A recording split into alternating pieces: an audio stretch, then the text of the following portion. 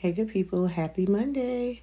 Honey, so yesterday the family wanted something a little bit different. My man was like, let's try out the dirty cabbage. So I was like, let me get my shoes off. So I headed on to the Piggly Wiggly to grab my proteins of my choice. We went with ground beef, sausage, and shrimp. Now you can use any protein of your choice. These are the ones that we chose. I mean, you can do some chicken, you can do some pork slices, whatever you choose. Endless options. That's one of the good things about this meal.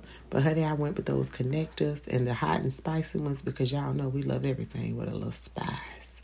It was delicious. When I tell y'all 10, not even 10 out of 10. I say that a lot, honey. This was a 20 out of 20. Now, it is a little time consuming being that I needed to cook all my proteins separately because that's the way I wanted to do them. I feel like if you put it all together, it's going to be a little bit mushy. It's not going to give you that little crunch that you're looking for, if you know.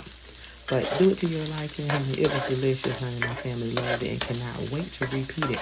Maybe we'll switch it up the next time. And when it comes to your seasoning, you just season up everything as normal. Of course, be mindful of what you're putting salt in, being that you have 3 different proteins and all the different salt. So once you get that bad boy all cooked to your liking, go ahead and drain all that grease off because you don't want all that grease. Now, you can keep some of it, but not from that ground beef. So then I was looking around in my pantry and I was like, what else could we eat with this? Child, I seen a box of Jiffy. Now, listen, I can make cornbread from scratch, but it's just something about that Jiffy. I ain't gonna lie to you. Add a little couple tweaks to it if you know, you know. Got my pan all greased up and threw that bad boy in the oven. See you in a minute. So while I had that all baking down in the oven, I went ahead and got my last and final protein, my shrimp going.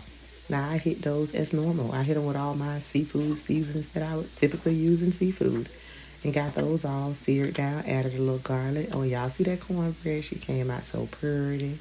And then the shrimp. Lord have mercy. Somebody take the phone.